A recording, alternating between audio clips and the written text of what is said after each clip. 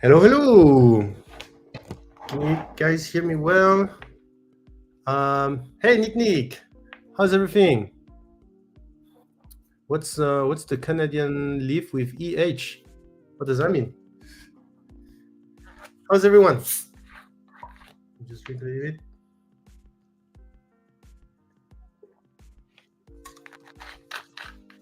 Can you hear me well? Can you see me well? Hopefully, yes. And all good. Great. Good evening, Silverback. Nick 3DP. I will just put an announcement here on the Discord. Hi, team. Join me to discuss testing methods to learn more about materials. Okay, there you go.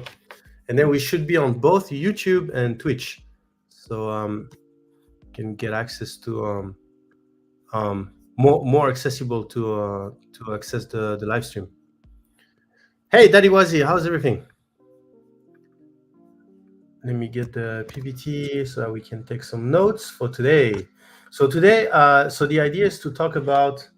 Let me remove this. To talk about the testing methods. You know, we have a lot of different properties. Let me share my screen at the same time that we're talking in the Discord, right? Entire screen. There you go. Okay, you should be able to see, right? Oh, I remember you cannot see very well. I remember I need to go appearance and put everything to maximum. Boom. Boom. Okay. Now we should be good. Yeah, I'm doing very good, Daddy Wazi. Thank you for asking. Okay, so you can see we have a lot of different topic, right? Fumes, fibers. This is more on the safety side. From a mechanical point of view, we have tensile strength, layer adhesion, impact resistance, shear resistance. From a thermal property point of view, we have heat resistance and creep. On physical tests, we have density, chemical resistance, weather resistance, gluing part together, drying moisture, shrinkage rate, and then printability, volumetric speed, surface quality, stringing, warping, and then some testing on the printed parts. And the idea for today is basically go one by one and brainstorm a few ideas on how we can do the testing, right? And it can be either a testing that already exists, a testing method that already exists, like I don't know, we want to take a I don't know, ISO or ESTM standard, or maybe we have some ideas to make it a bit more 3D printing adequate. How do you call that? Suitable for 3D printing, right? So yeah, so that's my idea for today. So, and then we're gonna have this, and then we brainstorm for each of them. Okay, does that sound good? Okay, let's get started then. So the first one, and the idea is really to have some data, right? There's a lot of arguments about let's say fumes. A lot of arguments whether fumes are it's a bad thing, it's not that bad, or but at the end of the day, I don't think there's much information out there about this. And if we want to test ourselves, how do we do that, right?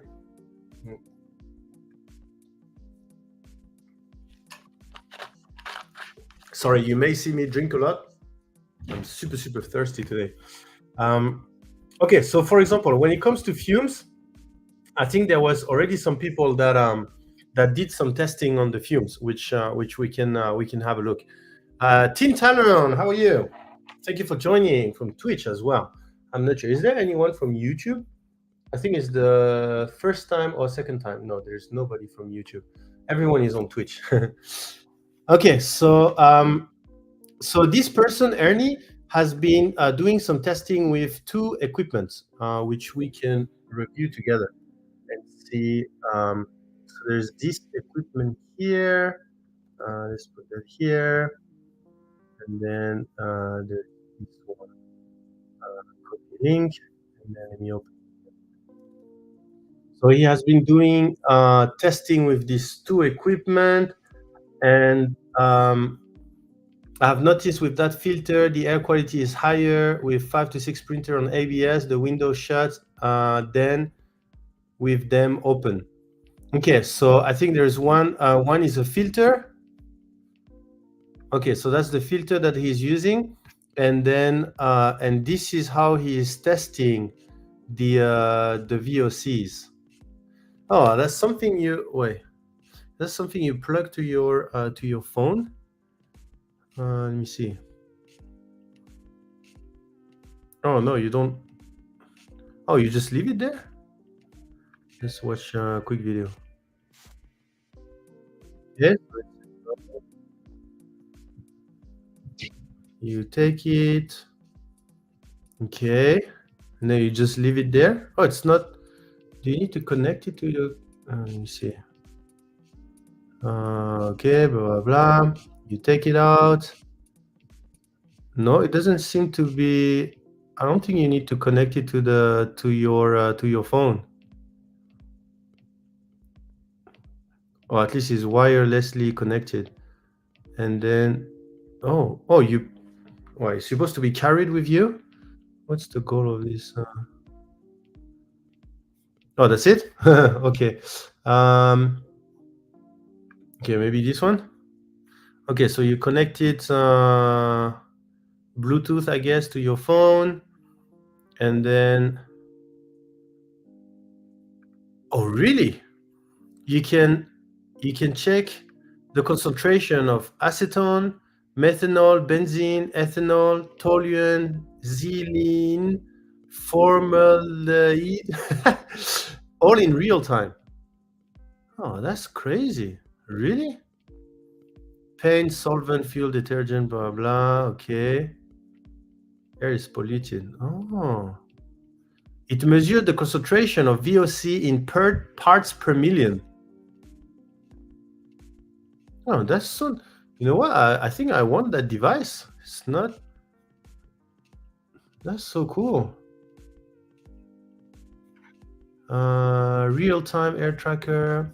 Constantly monitor the environment around you accurately. Measure a wide range of PM. Volatile organic compound like acetone, methanol, blah, blah, blah. PM sensor detects PM1, PM2.5, PM10. Okay, so I don't remember what the PM means. Maybe let's do some research there. Hey, Disturb Medic, how's everything? Yeah, it looks like he's. I thought he had to be connected like with a wire to the phone, but yeah. Not all VOC are created equal. Yeah, I have a Bluetooth one, different brand, but it measures VOC and PM2.5. Formaldehyde. Oh, there you go, formaldehyde. Written like this is easier, right? It doesn't detect the specific chemical, just VOC, which include those. Oh, okay, Nick. Yeah, okay, I see. Oh, so it only detects the VOCs, include. Oh, okay, yeah, makes sense. I was thinking it was a little bit strange, right? It would be a pretty. I think it should be much more expensive if you can actually know what VOC it is, right? Yeah, so let me learn a little bit more about what does PM means. Okay, particulate matter 2.5 is a type of air pollution that consists of fine particles that are 2.5 micrometer or less in diameter. This is about 1/10,000th of an inch. Yeah, for people that really like talking of inch. By the way, you don't have smaller than inch in the American way. Do you guys have smaller than inch?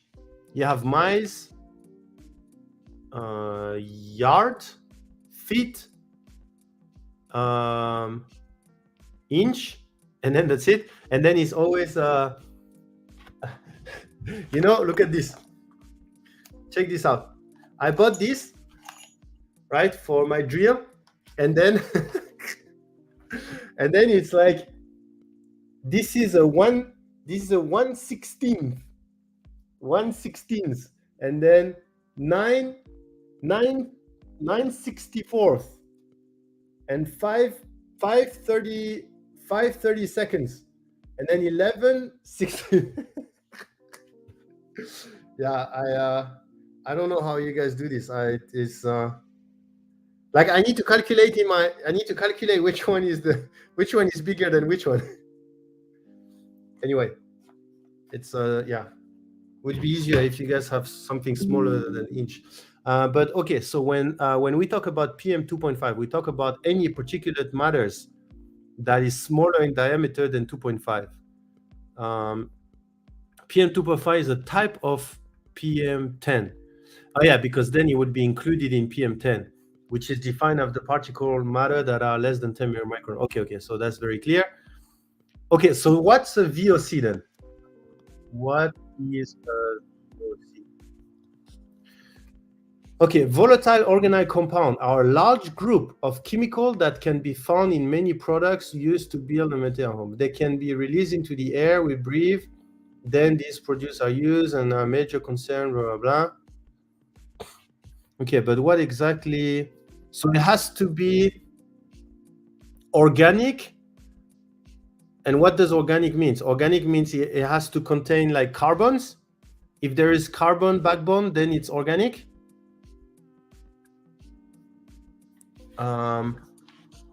What is defined as organic compound?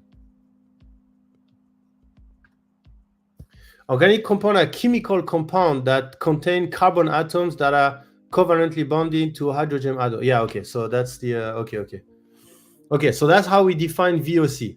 Okay, all the CH. So when we talk about styrene, like is styrene a VOC?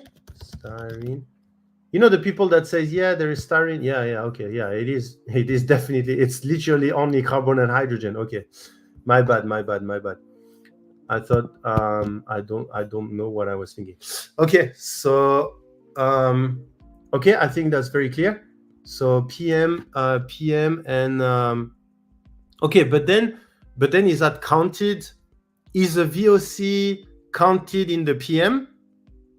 I guess so, right? Let me think. So dust, for example, is a PM, but is not a VOC.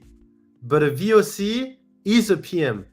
So anything that is VOC can be counted as PM depending on their size, but anything in PM is not necessarily a VOC.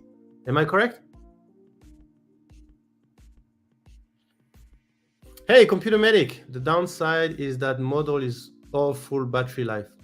Oh, it doesn't have a good battery life? Yeah, I mean, you can just leave it plugged, right? Like if I leave it in the room, then I just leave it plugged on the wall. It doesn't detect specific chemical, just yeah, there are more expensive one that can detect specific, yeah, fractional inches, carbon. Yes, okay, so Nick, are you answering to the yes of the carbon, of the yes or VOC? VOCs are PM depending on their size. CM must be on YouTube. Computer Medic? No, he's on Twitch. Computer Medic is on Twitch. Everyone is on Twitch. There's nobody on YouTube. Let me check. No, there's nobody on YouTube. Yes of carbon. Yes for the carbon. Okay. So so the question is the following. VOCs. Yeah, I will reiterate to make sure, right? I understand properly. So PM is, we don't care if it's organic or no organic, etc. It's only about the particle size. So VOCs are included in the PM, in the particle matter, right? VOC are volatile. I think they are a lot smaller. They are a lot smaller. Okay, but then it's counted, right? So like it might be counted in the PM1, right? Or is that something completely? Yeah, let me check. What is the difference between VOC and PM? Particulate matter is a mixture of liquid droplet and solid particle in the air, while volatile organic compounds are a group of pollutants that can come from many different sources. PM can be emitted naturally or by human and can be classified into different sizes.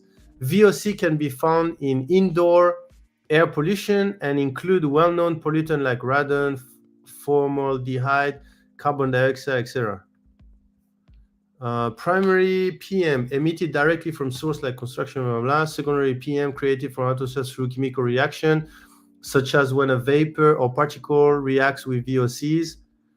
Sources of PM precursor can lead to secondary PM, include power plants, industry, blah, blah. VOC can also be precursors to the secondary formation of fine PM, such as PM 2.5. Both PM and ozone are known to have harmful effect on human health and environment. For example, PM, particle matter, has been associated with lung function, childhood, blah, blah, blah. High VOC have been associated with upper highway asthma, blah, blah. Okay, so VOC is a tiny, so VOC is PM 0.1, something like this. Particle matter, as with VOCs. Yeah, okay, so VOCs are particle matters, right? It sounds like the smaller the number PM, the greater risk because the particle can go, deeper in the, yeah, I think so. Okay, let me read this one.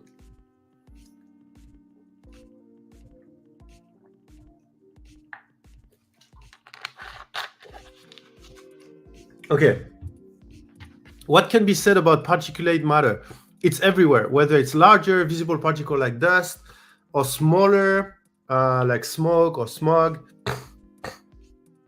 These particulates can cause a lot of issues ranging from temperature discomfort, chronic health issue, blah, blah, okay. Following our investigation into VOCs, our deep dive into their prevalence and removal strategies for VOC paint manufacturing, we would like to look at another enemy of sorts, particulate matter pollution, most commonly referred PM 2.5, PM 10. Okay, so they also make a difference between VOC and PM. Understanding particulate matter. In manufacturing, construction, and in multiple other industries, there are a lot of emissions. While some are dangerous emissions at the molecular or compound level, particulate matter is more complex, larger, and is defined as a mixture of solid particle and liquid droplet in the air. Okay, so VOC is kind of one single organic compound.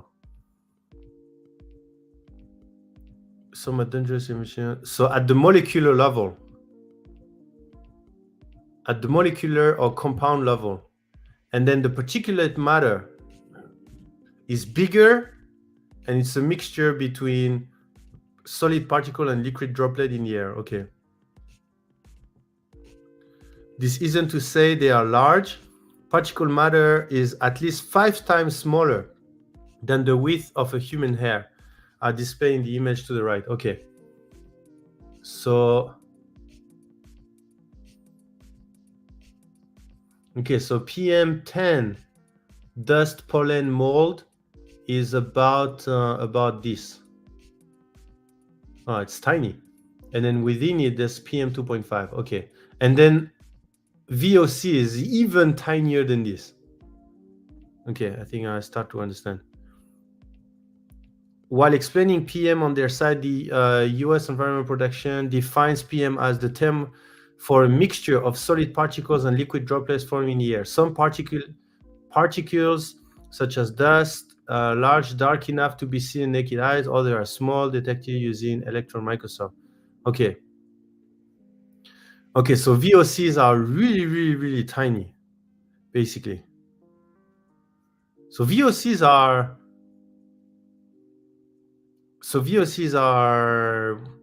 well, can we say it's worse, or can we say, well, I guess it depends on what type of VOC it is, right? Particulate matter, as with VOCs, is emitted as a result of both human and okay, so that's what we read. Okay. I like Nick. He said yes, no, but I don't remember it's for what. Okay, I think I start to understand. There are many ways to reduce the amount of VOC and HAP, in turn reducing the creation of secondary PM. Okay. I think I'm getting there. So VOCs are. Can you have a VOC that is? I'm guessing you have VOCs that are not toxic, and VOCs that are really bad, right? I'm assuming. Like, for example, if I peel an orange, there's all of these things that go in the air. I'm guessing it's an organic compound, right? Like a smell, like perfume. Perfume is a VOC, right? If you put perfume, then you increase the VOC around you, right? Theoretically. Let me check. Is perfume VOCs? Yes, perfume contain VOCs, which are gases that are released into the air from product processes. In fact, most fragrances contain VOC, including colognes, air freshener. I mean, that's the goal. That's the goal of the perfume, right? Is to release VOCs around you that people will smell, right? You can still enjoy perfume without worrying about VOC by looking for brands that use low toxic. Oh, wait. Or non-toxic ingredient. By looking. Are VOCs in perfume? VOCs stand for volatile organic compound. VOCs are gases that are emitted into the air from products and processes. At any time you are spraying a product into the air, you are emitting gases. Products such as air freshener, reed diffuser, room spray, body spray, perfume, and cologne all have VOCs. Yeah, I guess.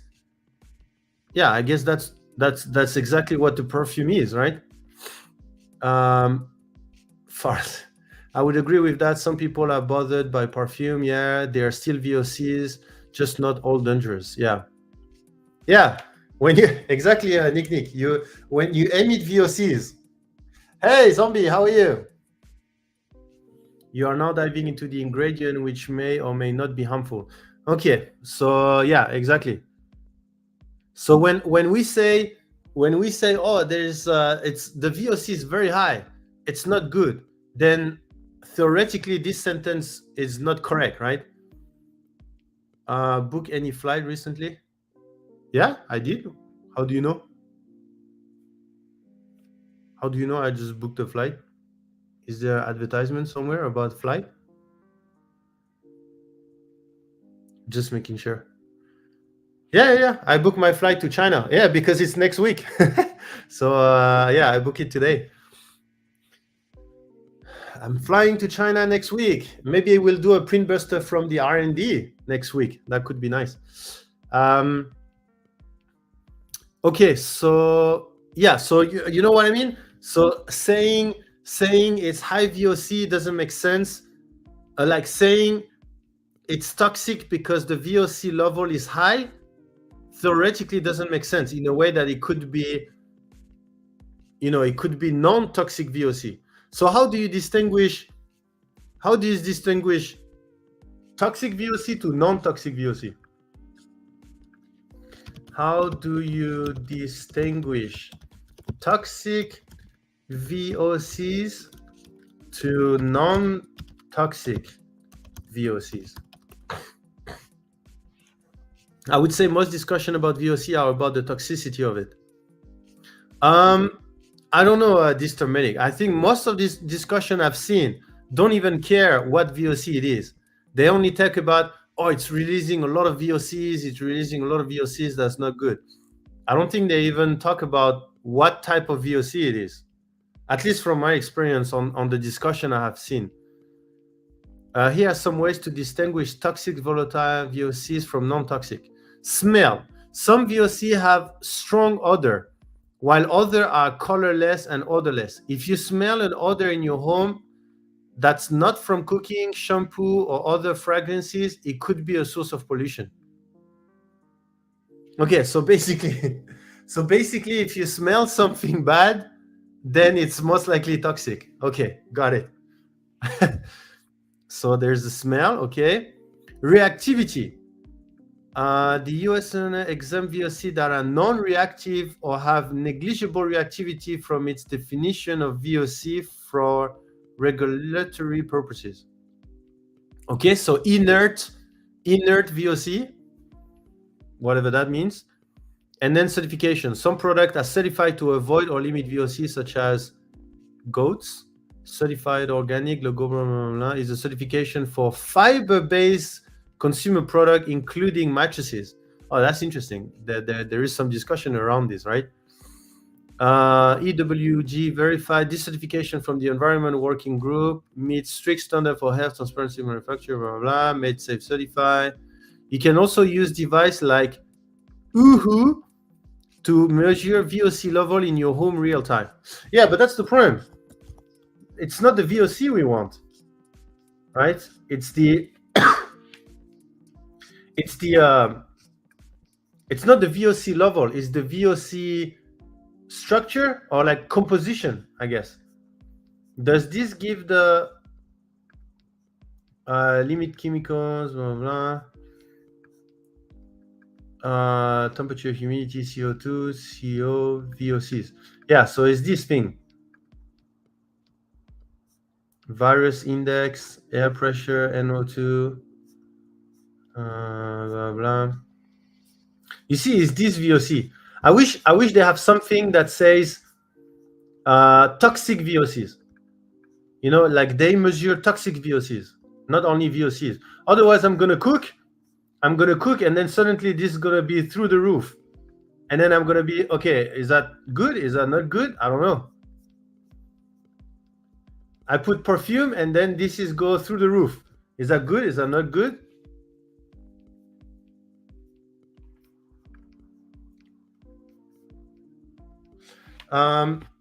We need specific VOC. Yes, I've seen this type of meter used to test different filters. You would probably need lab testing to see what's emitted. Yeah.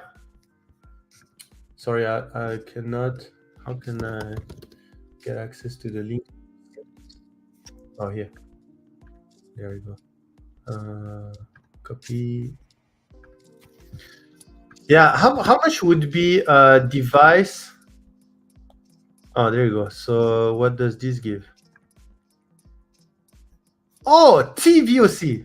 Is that what we just talked about? Toxic VOC? What is TVOC? TVOC. Oh, total. No, sorry. It would be great. I wish there is like a toxic VOC. Because, for example, here, total VOC. Is that bad? Is that, we don't know. Or do you need to combine this with your smell? If this is high and it smells bad, then run away. If this is high but it smells good, then it's fine.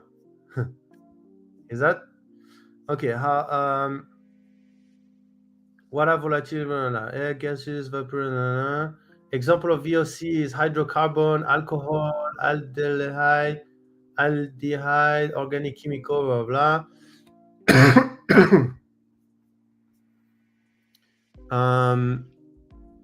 Potable volatile organic VOC and formaldehyde, meter, gas leak, monitor, blah blah.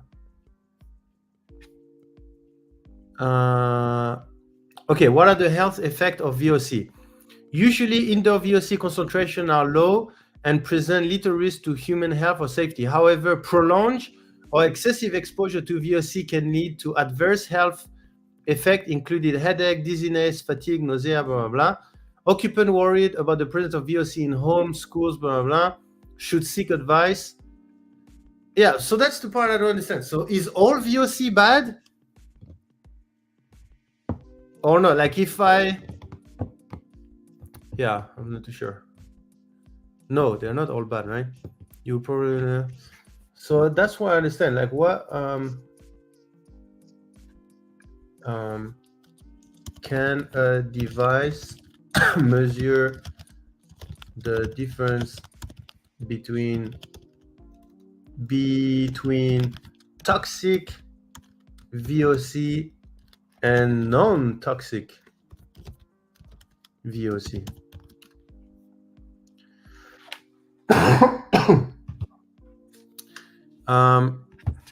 Okay, Nixon something.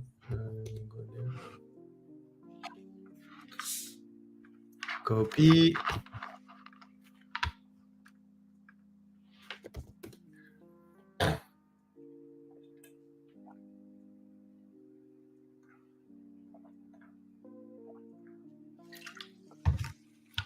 Wow. Okay, so this is okay. So I'm guessing styrene is defined as a toxic VOC, and this is only measuring styrene.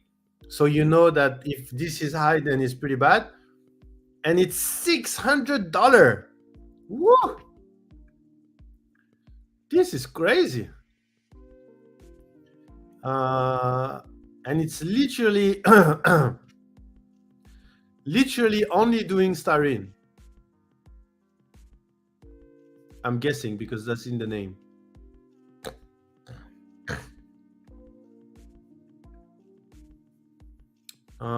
Pump sold separately, pump blah, blah.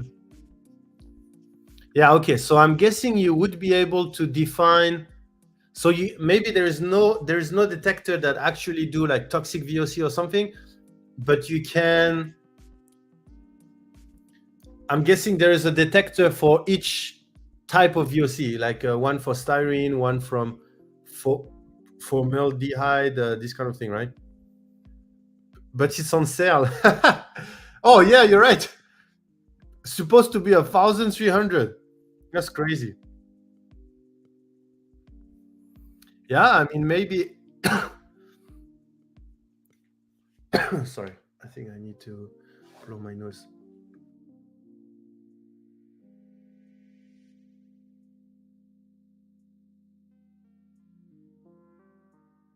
Looks like there's too much VOC in my room.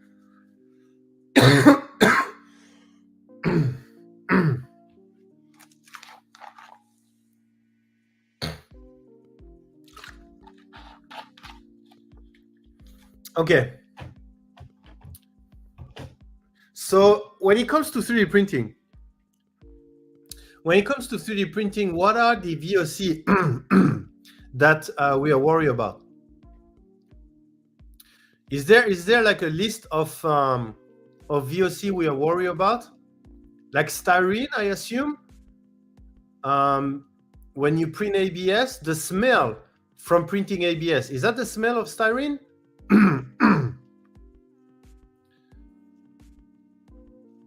Could it be?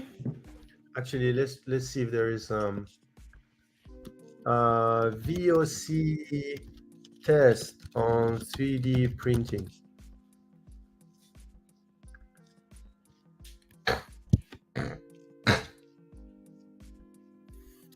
VOC emission in 3D printing, all you need to know. What are VOCs? Volatile organic compound has very low boiling point and easy release as vapor or gas, blah, blah, blah. The origin of the substance can be artificial or natural. Some are known to be harmless to health, and the rest are toxic to human. Okay. At least it starts good, right? It says that there's different type of VOC. Some common VOC components include formaldehyde, benzene, styrene, acetone, and they are produced from many consumer products such as cigarette, glue, paints, blah, blah, blah. VOC are present everywhere around us, including household objects, blah, blah, blah. Okay. VOC in 3D printing. In fact, when it comes to emission in 3D printing, we are mainly discussing microparticles in FDM and VOC release in 3D printing resin SLA. These compounds are emitted from material used 3D printers, especially when printing with certain type of filament like ABS. So this is for SLA. FDM, gas emitted from resin and filament, higher concentration in resin printing compared to FDM, potential health risks, blah, blah, blah. Tiny dust specks released from, can irrigate the lens, blah, blah, blah. Okay, so FDM printing and VOC emission concern due to the potential health risk. Studies show that different type of filament material used in FDM printing like ABS and PLA release different amount of VOC during printing process. The process of heating these plastic materials to create 3D printing object leads to release VOC. Okay, so here's some data. So this is flash forge PLA, loose bud PLA, blah, blah, and then this is the VOC emission rate, microgram per minute. Microgram per minute. Okay. What does microgram per minute means? So the maximum microgram per minute they have seen during the printing of something, I'm assuming. So at maximum, oh, and they even have the breakdown. Oh, that's super cool. Okay, so when you're doing PLA, the biggest VOC is called lactide. And then depending on what PLA it is, there's some other stuff that are being released. Okay. So let's see. Is lactide is toxic? Is lactide VOC toxic? Lactide is a volatile organic compound that PLA filament release when heated. PLA is generally considered non-toxic, but some say that lactide is not known to be hazardous when inhalated. However, others say that lactate and other VOC material can pose health problems. Okay, so some say that lactide is not toxic. Volatile PLA releases lactide, a VOC, when heated. While generally considered non-toxic in low concentration, some individuals may experience respiratory irritation or other health effect with prolonged and high-level exposure. Lactide is a very safe material, non-toxic, not carcinogenic, non-allergenic, really, nothing. It can produce mild eye irritation in very high air concentration, but unless you are 3D printing in a very confined space with no ventilation, is not likely to be a problem. Interesting. Okay, so not exactly some super accurate research, but in general, it seems that lactide itself is not toxic. Apparently, okay, and then and you can see the big difference, right? The big difference depending on what you're printing. The composition of the VOC can be super different, super different. And that, like, for example, the red one here, which is called what is the red one here? I'm guessing, is it that one? This one or this one? Let me see. I think it's the first one. 12 Cron 4. Okay, what is this? 12 Cron 4.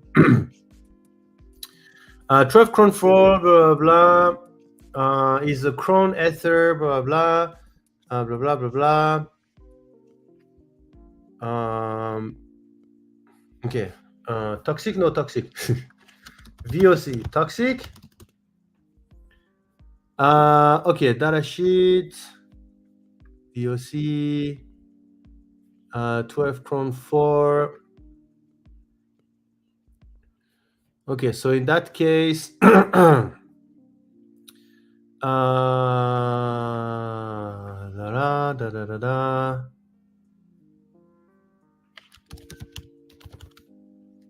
Toxicological information, not classified, not classified, not classified, not classified.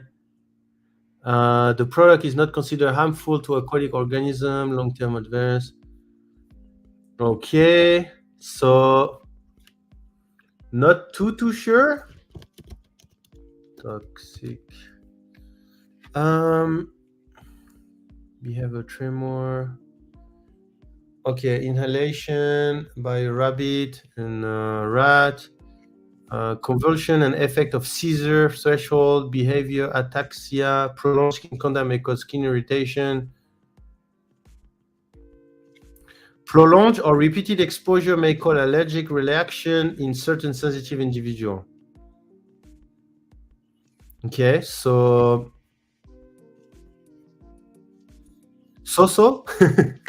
how do we define this one as a so-so? So yeah, you can see how hard is where was the yeah, so number one, it's not easy, right? It's really not easy to define whether printing with materials is safe or not safe, because I mean this is super cool, by the way. I wish we can do this. I wish Printbuster can do this with all the materials. How much would that cost us to have like some type of setup where we can put any materials and have exactly this, have exactly the release. Like, I mean, they have the breakdown of everything. It's just that there is a little bit of other, so it looks like there is some limitation on what you can define, but this is awesome. And then so when you print ABS or HIPS, actually, also the main one is styrene, and actually in some cases, some of the ABS, like the XYZ, less than half is styrene. The rest is propyl glycol. And then when you print the nylon, the main one is caprolactam. Caprolactam. Caprolactam VOC toxic. Caprolactam is used in the manufacture of synthetic fibers. Acute short-term exposure to caprolactam may result in irritation and burning of the eyes, nose, throat, and skin in human. Headache, malaise, confusion, and nervous irritation has been observed in workers exposed to caprolactam by inhalation. So it's mildly toxic. It can cause irritation, blah, blah, blah. And I'm guessing it depends on the concentration in the air, right? No, okay, interesting. And then what else do we have? Styrene. So that's all the ABS. And what is the yellow one? Ethylbenzene. Ethylbenzene.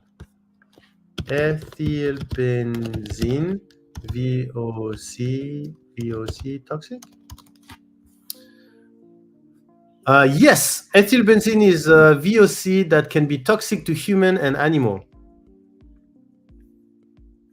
Okay, so not only the styrene, but the ethylbenzene, but the ethylbenzene is not in all ABS. This one, for example, has propylene glycol.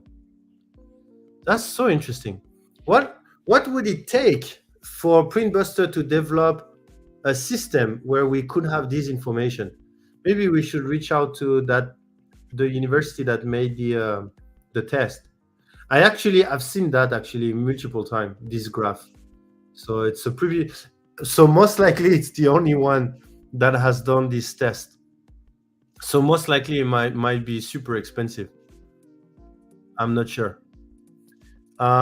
You could probably find a college or other lab that would be willing to measure those. Yeah, that's what I'm thinking also. Okay, so ABS filament in particular have been noted to release a greater number of VOC compared to PLA filament. Okay, so in general, ABS is about like 30 to 40, 25 to 40, and PLA about 5 to 12. And then actually this one is so crazy. Nylon is up to 200. I mean, I say crazy because the number is bigger, but all of these guys, they are completely on a different scale. I mean, when you print with nylon, you don't smell much, right? You don't really smell much. But when you print with ABS, depending on what ABS you print, but usually you smell like very strong. But in reality, I mean, at least according to this, it seems that the nylon is releasing much more total VOC than the ABS. That's interesting. So we should not trust our nose.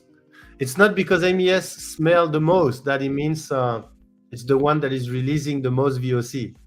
Seems that some other are not too bad. I mean, they're also releasing a lot. This suggests that users of ABS may be exposed to higher volume and of potentially hazardous emission. Some of the VOC identified in the emission include styrene, which is known to be released from ABS, and lactide, which come from PLA. Other filament type like ASA and nylon may also release VOC. Yeah. ABS minor, ASA major, nylon not notice. But now I'm curious. We need to print bust this. Yeah, exactly. VOC emission danger. Okay, so they didn't. Oh,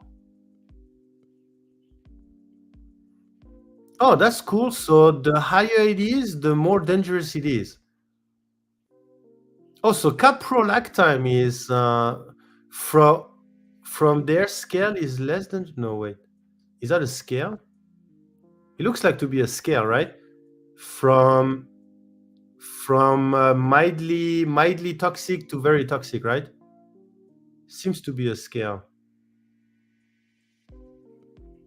And then ABS is the highest with very toxic, and nylon is middle but not that toxic. The caprolactine is defined from their scale as being a bit less toxic than the lactide, which is interesting. Oh, this is an interesting graph. This is for SLA, blah, blah, blah. Dental library. How harmful are VOC to human health? VOC are present in the air, particularly indoor, blah, blah, blah, blah, blah. Okay. Okay, VOC type, acrylate, formaldehyde, IPA, acetone, styrene, irritation of the eyes, blah, blah, blah. Okay. This table lists the most common VOC found in 3D printing resin. Okay. Okay, this is nice. This is nice. Let me share this in here for your information. This is interesting.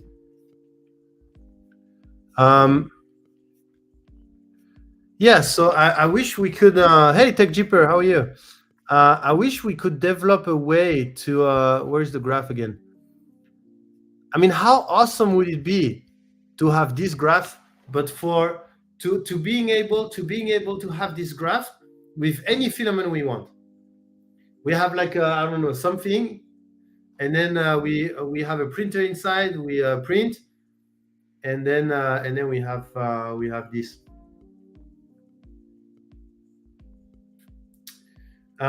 It seems that the most dangerous one is styrene, and the device is $600. $600. Is there a device for? So we could have. Maybe we could try to put something together. How much would it cost to have a device? Like we can design a room, and then we put a bunch of device inside, right? A styrene detector, lactide detector. Like is that easy to find? Like if I just put lactide VOC tester. Woo! Let me see.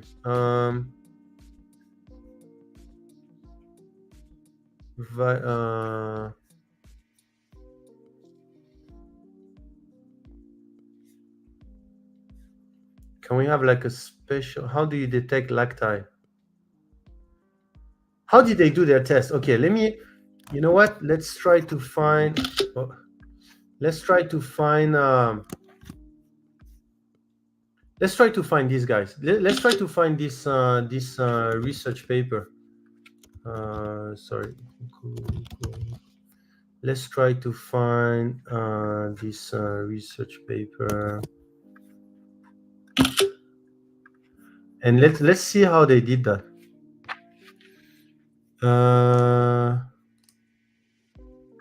ResearchGate. Nope. Linking. Number of protein. No.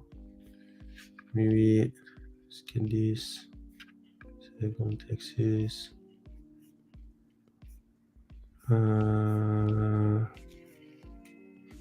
No. Come on, give me.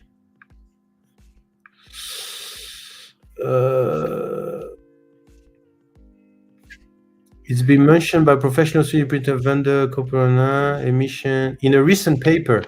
Okay, the paper is this one. Okay, there we go. We're getting there. Okay, so it's this paper. Okay, actually, I think I read that paper actually. Long time ago. Yeah, okay, so that's this paper. Okay, so let me download this one. Thank you for putting this for free, by the way. Really appreciate. Okay, let me Let me drag and drop. Let me drag and drop this here so that you guys can also, bedtime story. If you want to read, there we go. I will put it here. There we go. Okay. I share it also in the fumes, and then okay, let's go into it. So, how did they do that? Um, Previous research has shown that 3D printer can be a large number of ultrafine particles and some hazardous VOC during printing, although very few filament and 3D printer combination have been tested to date. Here we quantify emissions of UFP and VOC from 5 commercially available filament extrusion desktop 3D printer utilizing 9 different filament by controlled experiment in the test chamber. Blah, blah, blah, blah. The individual VOC emitted in the larger quantities included caprolactine from nylon base and imitation wood and brick filament, styrene, blah, blah, okay. Result from a screening analysis of potential exposure to this product, typically small office, blah, blah. Okay, so it seems that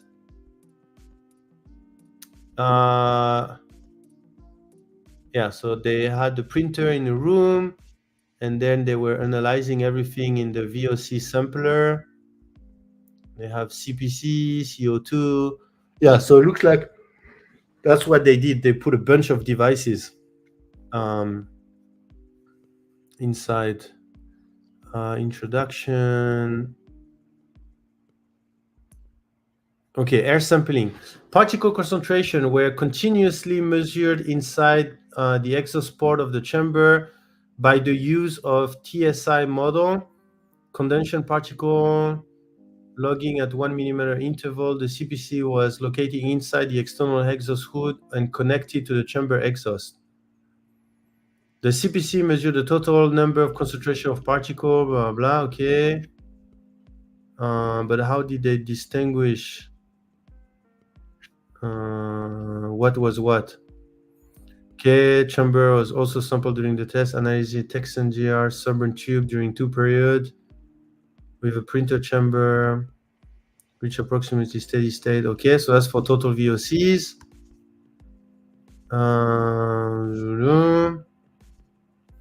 Summer tube was a version, summer tube were inserted into a small hole, airflow rate. Oh, so they sample the air and then analyzed by thermal desorption followed by gas chromatography and electron ionization mass spectrometry.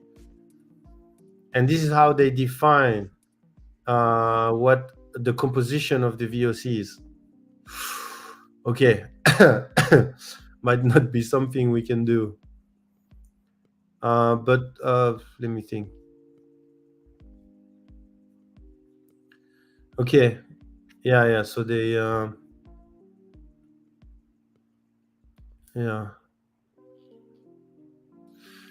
maybe not something we can easily do. Actually, we would have to partner with a lab, and then every time we do a testing, then we send it to the lab or something like this.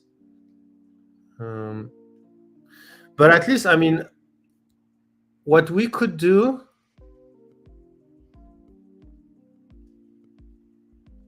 is to find the maximum amount of devices that are detecting special VOCs. Like, for example, the styrene VOC tester from Nick. That could be hey, Phrase.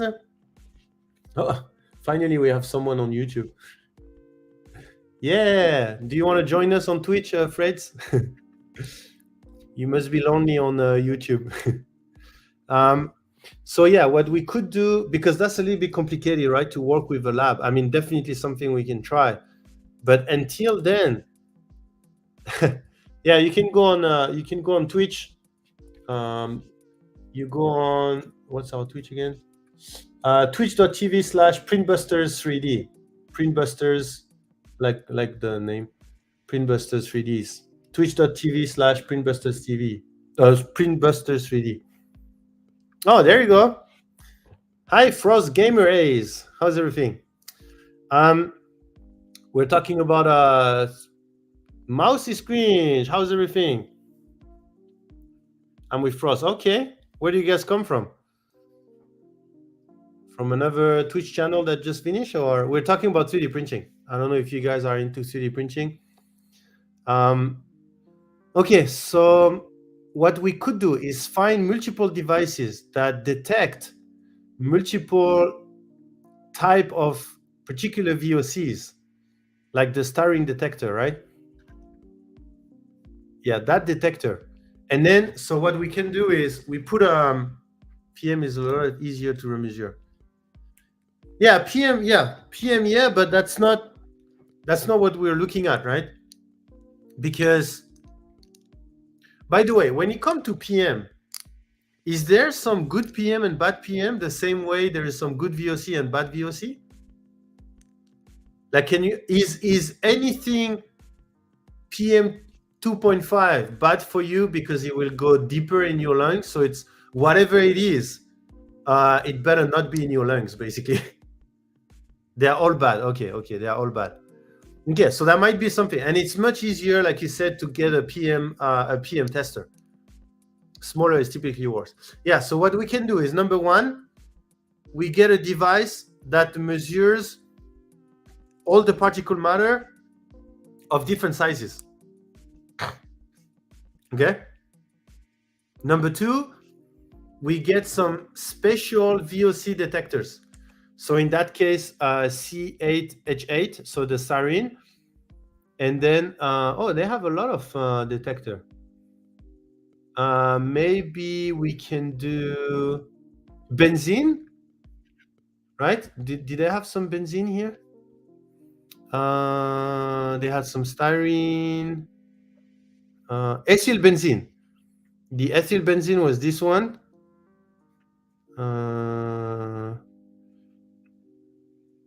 Yeah, and I mean, it's in the ABS, so we never know, right? And then how much is this one? Yeah, we don't know. Oh, interesting.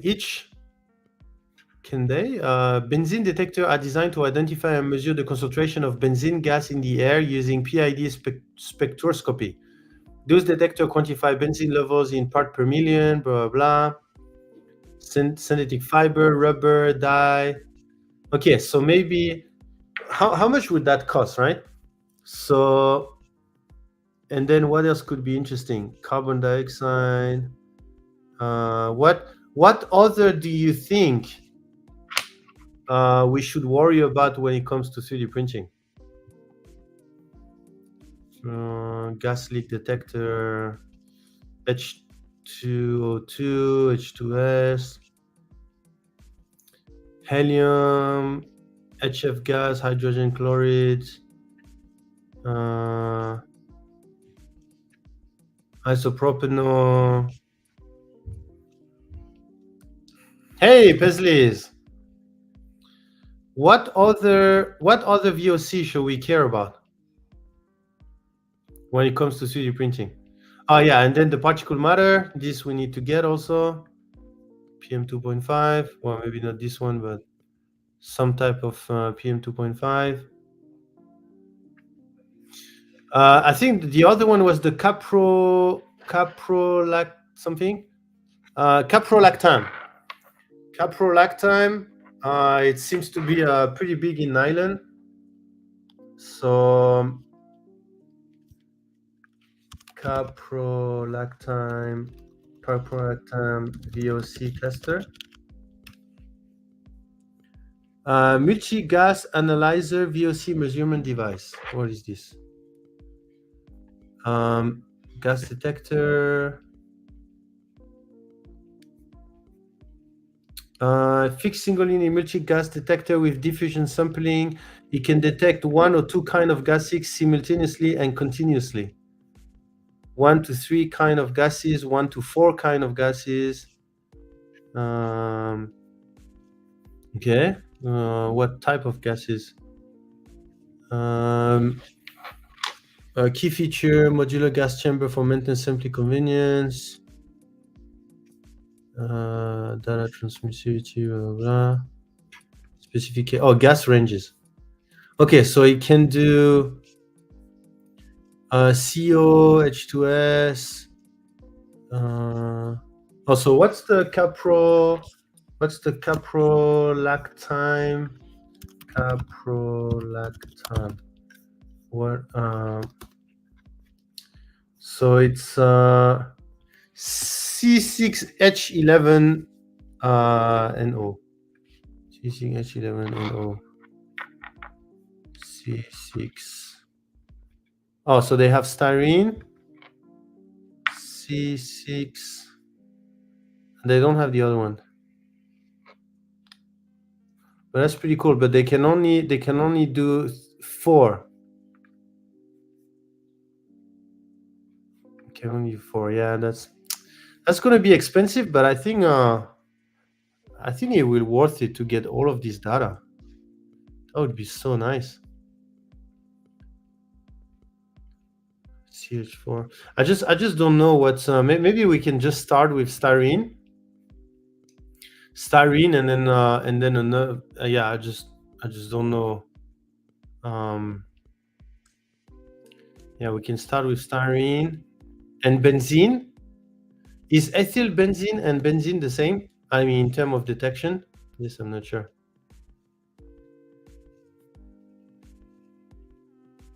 Yeah, you know what? Maybe we just start with styrene, and then we do different ABS, and we print with different ABS, and then we see the difference between all the different ABS. So you know what?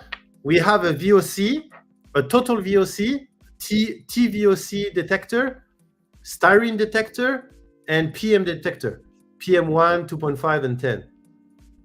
And then on the data, we're gonna have the total VOC, and then we can highlight the styrene part of that VOC, and the rest is other. And then whenever we find some new machine, then we can have more and more. We can decompose more and more the total VOC. Maybe we can do that. Sounds like a plan. Yeah, exactly. I saw some poly. This is. Are you guys surprised about this? Polycarbonate. Polycarbonate is the lower. There's nothing that is released in the air when you print with polycarbonate. That's interesting, no? Yeah, I'm actually super excited about it. Even if it's just total VOC, right? We don't know if it's toxic or not, but we can make the assumption that the VOC that is coming from melting plastic might, yeah, we don't know, but because I'm thinking about, some companies have decided to not make coffee PLA or bacon PLA, all the kind of fancy filament that smell particular smell, right? Because the decision was, do we really want to invite people to smell what's coming out of the printer, even if it smells good, like even if you put coffee? Is that really a good idea? So I'm wondering, maybe if you print with a coffee PLA, then the VOC is through the roof, but maybe a large part of it is just coffee, which might not be bad, right? Yeah, okay. I think that's what we can do. So how much is the Nick, the styrene detector that you sent? Is that the most cost-effective one, or styrene VOC tester? Let's get best styrene detector. Okay, so it looks like we end up on the same one, exactly this one. Can we connect this to a computer that it can record the styrene level over time? They had the best Google ranking. Yeah. Styrene gas detector are used to measure concentration. I wish we can connect it. Styrene gas detector are needed in your environment where styrene gas, blah, blah, blah. Styrene gas detector can cost anywhere from 500 to 5,000. Okay, so we are more on the lower end, so that's pretty good. And typically use electrochemical sensor that have a lifespan of 2 to 3 years. Ooh. Okay, so that's an investment for like 2 years, and then you have to buy another one. Exposure to high level of styrene gas can cause health effect ranging from blah, blah, blah. Styrene gas is gas. Okay, but can you plug it to a computer? Can you record? Oh, maybe let's watch this video.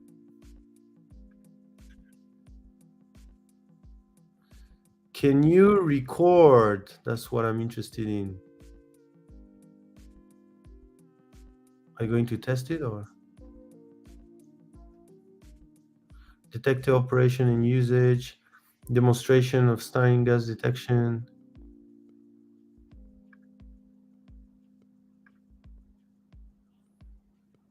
Looks like we cannot really.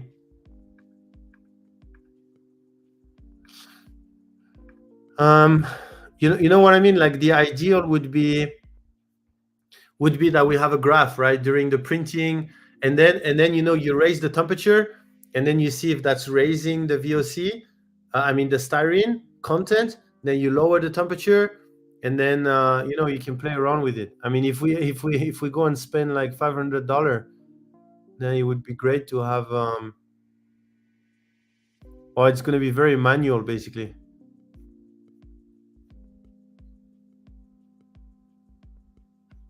What are styrene gas sensor interference gases? Unfortunately, electrochemical sensors are not completely selective, and they respond to other gases present in the environment. For a styrene gas detector, other hydrocarbon and VOC are also detectable. Oh, okay. So they might say styrene, but it could be benzene, or it could be any of these. Okay, well, not ideal, right? Especially if we want a difference between styrene and benzene. But okay, that's good to know. Formaldehyde. How long does the gas detector last? 2 to 3 years. Okay. Okay, we'll do some more research. Okay, I think I will stop here. I'm really going into I'm always going into a rabbit hole. I have a plan in mind, which today was to discuss some testing method for each of the tests, and then we always fall into a rabbit hole. I mean, I say we, but it's me. But yeah, thank you for going in that rabbit hole with me on VOCs. At least for me, I understand a little bit better what VOC means, and then the differences between different VOCs. I understand better what is the particle matter compared to VOC. I understand a little bit better the different gases, the different VOCs that are potentially hazardous when you're printing. And I also understand, and thanks to the understanding, we also come up with some ideas of what Printbusters can do to do some testing on this. So yeah, I will get one of the detector. I just hope I can find a detector that can record. Like ideally, I put the detector, and then when I take it and I plug it to the computer, and then you have, I don't know, a CSV file or whatever that records, I don't know, every minute or something, the air quality, right? Something like this. And then that would be so amazing. And then I would test so many filament, and then we would classify all the filament and have like a massive graph with all the different filaments and stuff. Okay, anyway, slowly, Printbuster just started. So make sure to join our Discord. The link is below for YouTube. For Twitch, no, but I can send you right now. And yeah, I think that's it for today. Yeah, thank you, Medic. You're faster than me. You can join our Discord by clicking the link that Medic just sent. Any questions for today? Or we went deep enough? Any particular questions or anything you would like to see on Printbusters?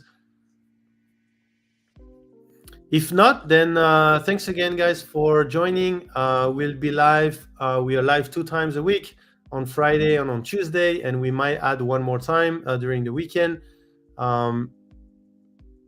Thank you, Medic. And then I will receive a lot of equipment in the coming month, so we'll be able to play around with it. But until then, we'll continue doing some research and going into all of this rabbit hole.